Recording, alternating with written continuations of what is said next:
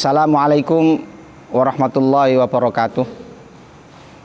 Bismillahirrahmanirrahim. Alhamdulillahirabbil alamin. Wassalatu wassalamu ala asyrafil anbiya'i wal mursalin sayyidina wa maulana Muhammadu wa ala alihi wa sahbihi wa sallim ajma'in. Amma ba'd. Para pemirsa yang saya hormati dan saya muliakan, di mana saja Anda berada, alhamdulillah, puji syukur kehadirat Allah Subhanahu wa taala bahwa kita sampai hari ini masih diberi Allah kesempatan hidup. Ini adalah kenikmatan yang luar biasa yang telah diberikan Allah kepada kita, sehingga kita masih punya kesempatan untuk memperbaiki kualitas ibadah kita, memperbaiki kualitas hidup kita, supaya bisa jadi bekal yang cukup ketika nanti kita kembali kepada Allah, supaya menjadi bekal yang pantas untuk kita bisa kembali kepada Allah. Maka dari itu, jangan sampai kemudian kenikmatan hidup kita ini kita sia-siakan. Jangan sampai di dalam kehidupan kita ini tidak mempunyai nilai ibadah kepada Allah. Marilah bersama-sama kita usahakan dalam setiap detik kehidupan kita selalu mempunyai nilai ibadah kepada Allah, baik berdiri kita, duduk kita, maupun pada saat berbaring kita. Yang jadi pertanyaan adalah bagaimana caranya ketika kita hidup ini bisa mempunyai nilai ibadah di seluruh kehidupan kita. Minimal jangan sampai kemudian hati kita lepas dari zikir, ingat menyebut-nyebut nama Allah.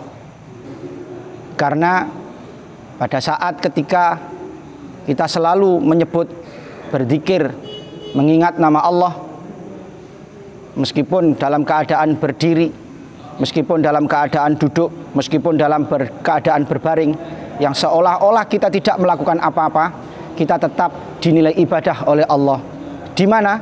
Yakni di dalam hati kita yang selalu menyebut nama Allah. Maka dari itu, usahakan satu hal ini selalu ada dalam kehidupan kita. Para pemirsa yang saya hormati dan saya muliakan, bahkan kita sebagai mukmin dan muslim, kita mempunyai ikrar, pernyataan, persaksian yang menjadi syarat kita sebagai mukmin dan muslim, yakni asyhadu alla ilaha illallah. Asyhadu, saya bersaksi, alla ilaha illallah, bahwa tiada Tuhan selain Allah. Hal ini jangan hanya sekedar menjadi jargon saja, jangan hanya sekedar menjadi ikrar saja, tetapi harus kita usahakan untuk menjadi perilaku dalam kehidupan kita sehari-hari, sehingga kita bisa selalu sambung kepada Allah, dekat kepada Allah, dan akhirnya kita bisa kembali kepada Allah sesuai dengan yang dikehendaki oleh Allah. Di samping itu, kita bisa mengenal, kita bisa tahu tentang zikir kepada Allah. Tidak bisa kita tahu dengan sendirinya. Kita diberitahu Allah lewat utusannya, yakni Rasul Muhammad SAW. Maka yang kedua yang harus kita kerjakan adalah jangan sampai kemudian diri kita ini lepas dari sholawat kepada Rasulullah. Karena tanpa Rasulullah, dunia ini tidak ada, bahkan kita pun juga tidak ada.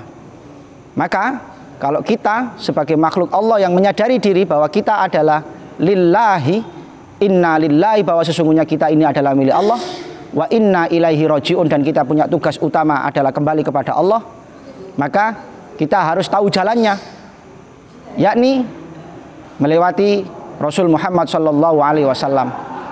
Karena Allah memperkenalkan itu semua melalui utusannya, yakni Rasul Muhammad SAW. Maka dari itu kita tidak bisa kemudian lepas dari beliau Rasul Muhammad SAW. Para pemirsa yang saya hormati dan saya muliakan, maka jika kedua lampu besar ini ada dalam kehidupan kita, maka kehidupan kita akan menjadi terang benderang. Bahkan tanpa diberitahu pun kita akan tahu apa yang akan kita kerjakan, karena kita sudah mempunyai lampu penerang dalam kehidupan kita. Apalagi kalau kemudian kita diberitahu tentang segala sesuatu yang menjadi kebutuhan hidup kita, kebutuhan ibadah kita kepada Allah. Dan sebaliknya, jika kedua lampu ini kemudian tidak ada pada kehidupan kita sehari-hari, jangankan diberitahu, apalagi tidak diberitahu, karena kondisinya adalah gelap, maka kita tidak akan bisa mengerjakan segala sesuatu yang ada di hadapan kita meskipun kita diberitahu. Contoh kecil saja, banyak di antara saudara-saudara kita ini, mukmin muslim yang ada, semuanya tahu bahwa mereka punya kewajiban sholat sehari 5 kali, bahwa mereka punya kewajiban tentang puasa yang diwajibkan dalam setahun adalah 1 bulan. Meskipun mereka tahu, meskipun mereka diberitahu, tetap banyak dari saudara-saudara kita yang tidak mengerjakan itu dan bahkan menabrak aturan-aturan itu. Kenapa? Karena mereka tidak mempunyai lampu penerang dalam hidupnya. Maka dari itu para pemirsa yang saya hormati dan saya muliakan di mana saja, usahakan dalam hidup kita kedua lampu besar ini selalu menerangi dalam kehidupan kita. Dan yang perlu diketahui lagi, untuk bisa memasuki dan memasang kedua lampu besar ini, kita tidak bisa lepas dari pintu masuknya, yakni kedua orang tua kita. Maka konsep tentang birrul walidain ini menjadi keharusan bagi kita untuk bisa memasuki area di mana kita bisa memasang dua lampu besar yang akan menerangi kehidupan kita. Maka baik dengan orang tua adalah sebuah keniscayaan yang tidak bisa kita hindari.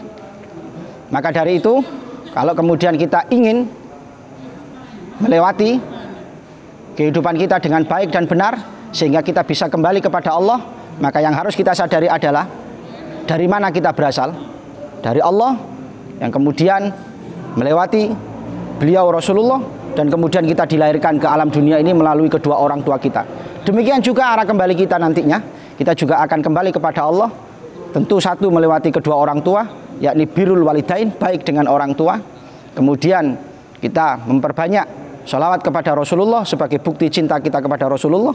Dan kemudian nanti kita akan diantarkan menuju cinta kepada Allah Subhanahu wa Ta'ala. Para pemirsa yang saya hormati dan saya muliakan, mudah-mudahan apa yang saya sampaikan ini, sekelumit ini, menjadi penerang dalam kehidupan kita untuk bisa memperbaiki kehidupan kita, menjalankan kehidupan kita sesuai dengan yang dikehendaki oleh Allah, bahwa kita ini adalah inna lillah, kita ini adalah milik Allah, wa inna ilaihi raji'un, dan akan kembali kepada Allah. Terima kasih. Ihdinas siratal mustaqim, wallahul muwaffiq ila aqwamit thoriq. Wassalamualaikum warahmatullahi wabarakatuh.